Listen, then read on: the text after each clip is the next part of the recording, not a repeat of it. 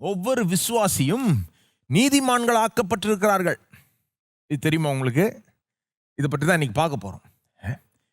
இதை எப்படி பார்க்க போகிறோம்னா, முதல்ல இது என்னன்றதை பார்க்க போகிறோம். நீதிமான்கள் ஆக்கப்பட்டிருக்கிறோம்னா என்னது?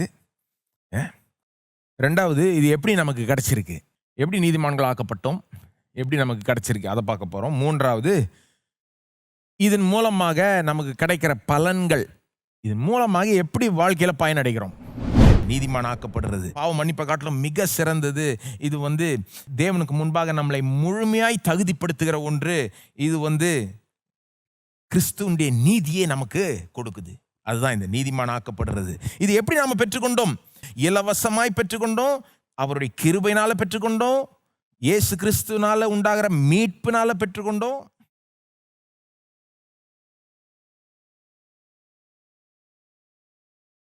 இதுலேருந்து என்ன பயன் அடைகிறோன்றதை பற்றி பேசுகிறேன்.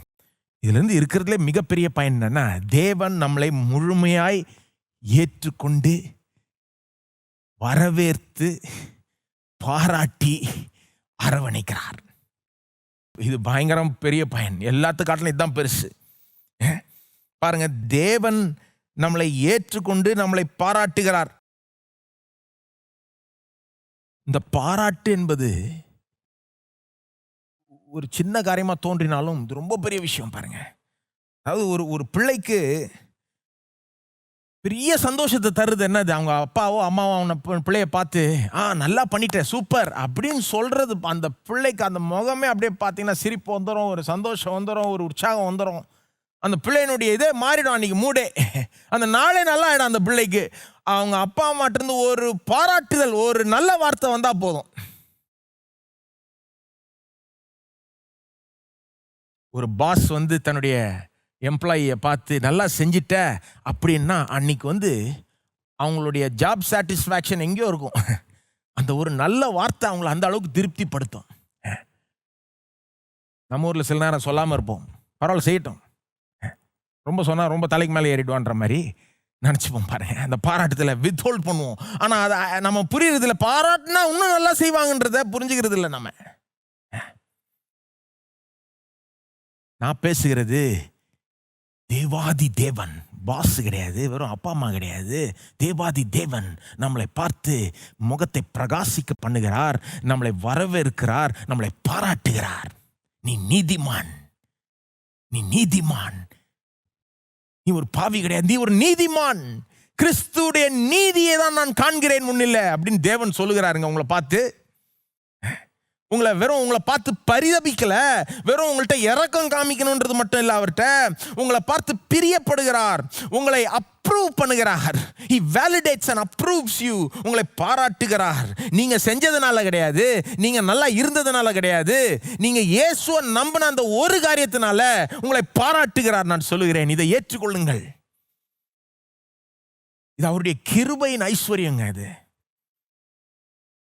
என்னன்னா பிரச்சனை, நமக்கு இன்றைக்கு இந்த பாராட்டுதல் முழுமையாய் புரிந்து கொள்ள முடியல, பார்க்க முடியல, அனுபவிக்க முடியல.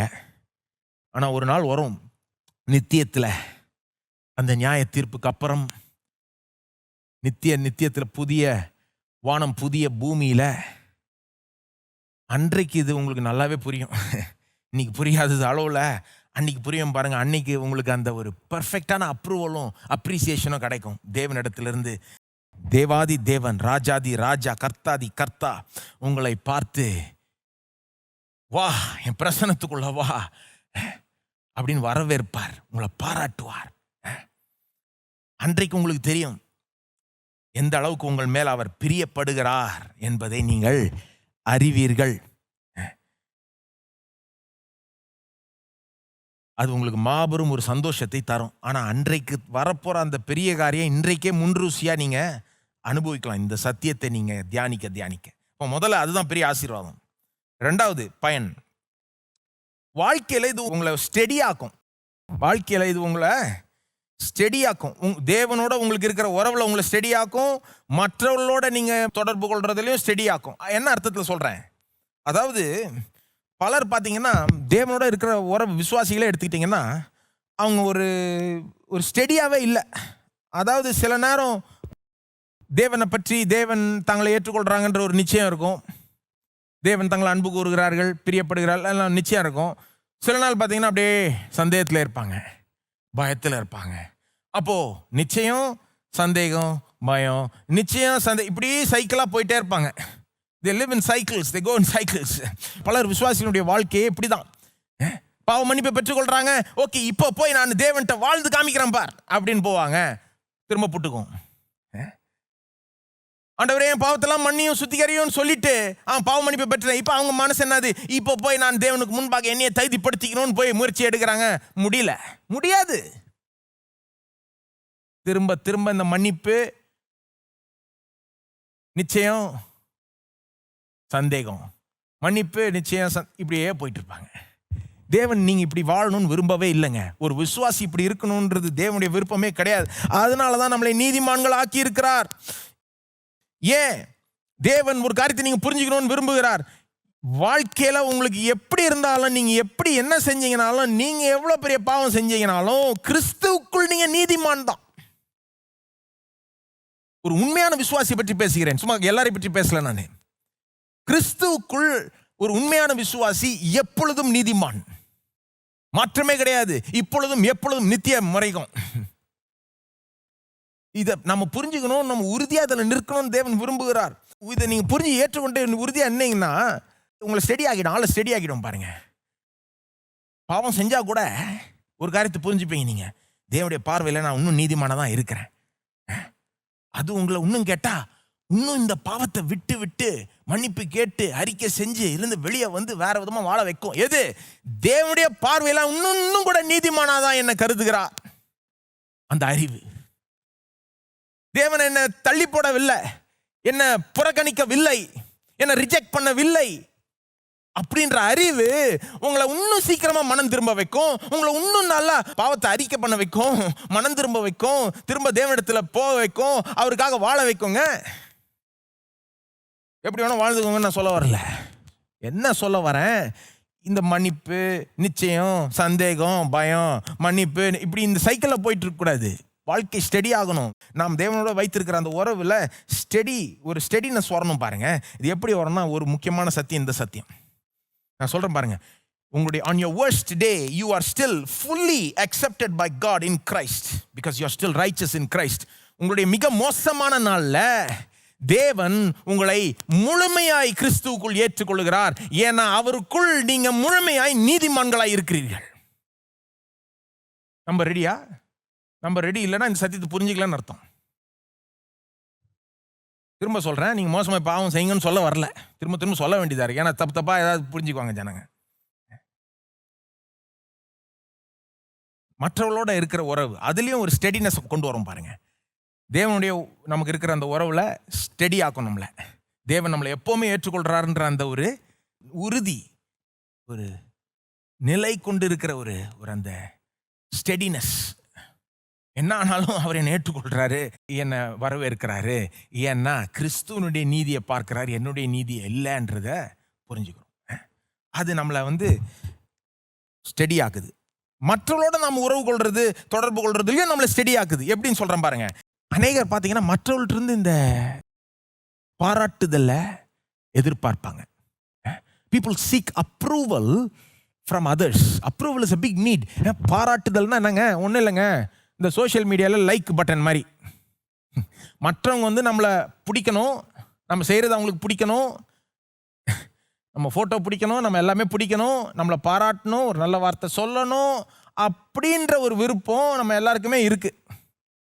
அது இருக்கிறதுல தப்பு இல்லை. என்ன பிரச்சனைனா, இது இல்லைன்னா என்னால் வாழ முடியாது, இது இல்லைன்னா அவ்வளோதான் அப்படின்னு நினைக்கிற அந்த மாதிரி நிறைய பேர் இருக்காங்க பாருங்க.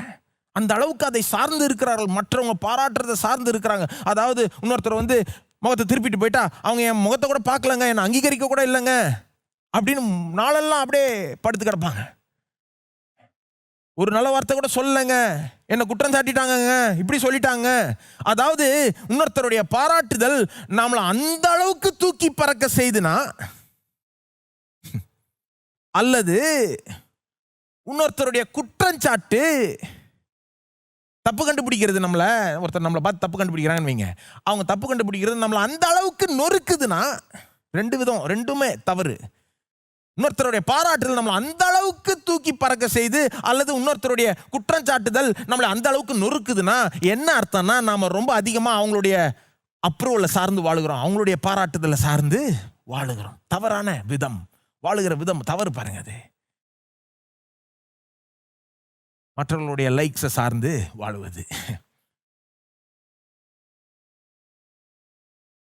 ஏன் அப்படி வாழ்றோம்னா, ரீசன் என்னன்னா, we don't get the validation and approval from the highest source. மிக முக்கியமான நபர்ட்டிருந்து போதுமான அளவுக்கு அங்கீகரிப்பையும் ஏற்றுக்கொள்ளுதலையும் பாராட்டுதலையும் பெறாதனால, லைக்ஸ் பெறாதனால, அதனால என்ன பண்றோம், மற்றவங்கள்ட்ட போய் நாடிட்டு இருக்கோம். பிள்ளைகளை பற்றி சொல்றாங்க பாருங்க சைக்காலஜிஸ்ட். சின்ன பிள்ளைகள் வளரும்போது பெற்றோர் அவங்கள பாராட்டலன்னு வைங்க, அவங்கள பார்த்து நல்ல வார்த்தை பேசலன்னு வைங்க, இந்த பிள்ளைகள் எப்படி வளருமோ அந்த அந்த பாராட்டுதலை நாடியே வளரும். அதை நாடி நாடி நாடி ஆனால் கிடைக்கல, பெற்றோர்கிட்ட கிடைச்சிருக்கணும், கிடைக்கல. அதனால அவங்க கொஞ்சம் வயசு ஆக ஆக என்ன பண்ணுவாங்களாம், மற்றவங்கள்ட்ட இந்த பெரிய பாராட்டுதலை நாடுவாங்க. they will seek approval from others. அதனால என்னென்னமோ செய்ய ஆரம்பிச்சிருவாங்க, தவறான காரியங்கள்லாம் கூட சில நேரம் செய்ய ஆரம்பிச்சிருவாங்க. இது ரூட்டா பார்த்தீங்கன்னா வேற இருக்கிற பிரச்சனை என்னன்னா, பெற்றோர் அவங்கள பாராட்டல, வேற ஒண்ணுமே இல்லை. சொல்றேன் ஒரு பிரச்சனை அது, இந்த மாதிரிலாம் இருக்கு. ஸோ நீங்க பாருங்க அப்ரூவல் எவ்வளோ ஒரு பெரிய ஒரு விஷயன்றதை பாருங்க. பெற்றோர்கிட்ட அதாவது மேலான ஆள்கிட்ட கிடைக்க வேண்டிய பாராட்டுதல் கிடைச்சிருந்ததுன்னா, கீழான ஆட்கள்கிட்ட இருந்து கிடைக்கலன்னா கூட பரவாயில்ல. மேலான ஆள்கிட்ட கிடைக்கலன்னா அதிகமாய் கீழான ஆளுடைய பாராட்டுதலை நாடி வாழுகிறார்கள். நான் சொல்லுகிறது, ஒவ்வொரு விசுவாசியும் தேவன் பாராட்டுகிறார். நான் சொல்லுகிறேன், God approves of you. God approves of you. அவருடைய அப்ரூவல் உங்க மேல இருக்குங்க. He smiles at you. இதை நீங்க உணரணும். பிரச்சனை என்னன்னா, அவர் பாராட்டுகிறார், நீதிமான் அழைக்கிறார், நாம் என்ன பண்ணிட்டு இருக்கோம், நான் என்ன தகுதிங்க, நான் ஒரு பெரும் பாவிங்க, என்கிட்ட ஒன்றும் இல்லைங்க, என்னெல்லாம் தேவன் ஏற்றுக்கொள்கிறாரா, இப்படி நினைச்சுக்கிட்டு இப்படி பேசிக்கிட்டு இப்படி நம்பிக்கிட்டு இருக்கிறோம். உண்மை என்னவென்றால், தேவன் ஒவ்வொரு விசுவாசியையும் இயேசு கிறிஸ்துக்குள்ளாக நீதிமானாய் கருதி, நீதிமானாய் எண்ணி, நீதிமானாய் ஏற்றுக்கொண்டு, நீதிமானாய் பாராட்டுகிறார். ஆனா விசுவாசிகள் இதை உணராததுனால மற்ற உலகத்தார் மாதிரி நாமும் மற்றவர்கள்ட்ட பாராட்டுதலையே நாடி சார்ந்து வாழ ஆரம்பித்து விரும்புகிறோம். மூணாவது பயன் இந்த சத்தியம், நீதிமானாக்கப்பட்டிருக்கிறோம் என்ற சத்தியம் ஒரு தவறான நிச்சயத்திலிருந்து நம்மை காக்கிறது. It protects us from a false confidence, false assurance, false security. அதாவது திரும்ப சொல்றேன், இந்த நீதிமானாக்கப்பட்டிருக்கிறோம் என்ற சத்தியம் தவறான நிச்சயத்தோட வாழ்றதிலிருந்து நம்மை காக்குகிறது. என்ன அர்த்தத்தில் சொல்றேன், நிறைய விசுவாசிகள் தவறான நிச்சயத்தை கொண்டு வாழுகிறார்கள். என்ன தவறான நிச்சயம், நான் கரெக்டாக சபைக்கு போயிட்டேன், நான் கரெக்டாக தசம்பாங்க கொடுத்துட்டேன், நான் கரெக்டாக வாழ்ந்துட்டேன், நான் இதை கரெக்டாக செஞ்சுட்டேன், அதை கரெக்டாக செஞ்சுட்டேன், ஊழியத்துக்காக இவ்வளோ செஞ்சுட்டேன், இதனால தேவன் என்னை ஏற்றுக்கொள்கிறார், இதனால தேவன் என்னை அங்கீகரிக்கிறார், இதனால தேவன் என்னை ஆசீர்வதிக்க. அவங்க மனசு எப்படி போது பாருங்க, அவங்க நீதியை நம்பி தான் அவங்க வாழ்றாங்க, அவங்க நீதி தான் அவங்களுக்கு தேவனுக்கு முன்பாக தகுதியை கொடுக்குதுன்னு நினைக்கிறாங்க. இது தவறான கான்ஃபிடன்ஸ். ஒரு நாள் இது பில்டிங் உழுற மாதிரி விழுந்துரும். நான் சொல்றேன், நிக்கவே முடியாதுங்க. அது மட்டும் இல்ல, இது ரொம்ப ஆபத்தான ஒரு விஷயம். இது ரொம்ப ஆபத்தான விஷயங்க. அதனாலதான் இந்த சத்தியம் வேணும். இந்த நீதிமான்கள் ஆக்கப்பட்டிருக்கிற சத்தியம் என்ன சொல்லுது, எப்பா இவன் நீதி இல்லப்பா, நீ எவ்வளவு நீதியா வாழ்ந்தாலும் அது உன்னை நீதிமான் ஆக்கல, இயேசுனுடைய நீதி தான் உன்னை நீதிமான் ஆக்குது.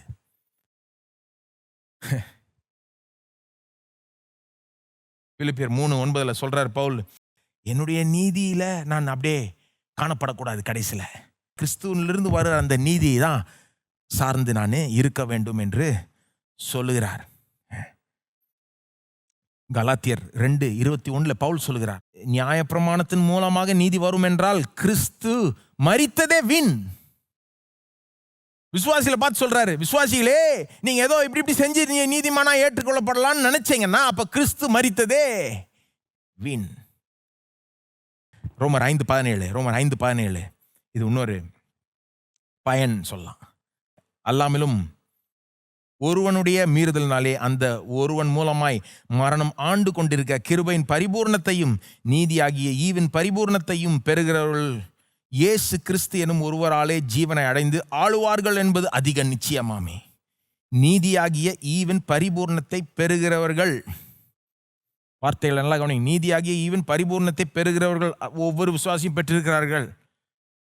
இயேசு கிறிஸ்து எனும் ஒருவராலே ஜீவனை அடைந்து ஆளுவார்கள் என்பது அதிக நிச்சயமாமே.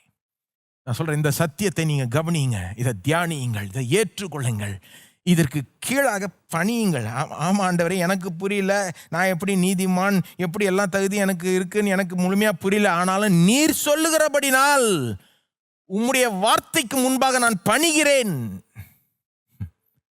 ஏற்றுக்கொள்ளுகிறேன் அப்படின்னு சொல்லுங்க. நான் சொல்றேன், நீங்க வாழ்க்கையில ஆளுகிறவர்களாய் தோன்றுவீர்கள்.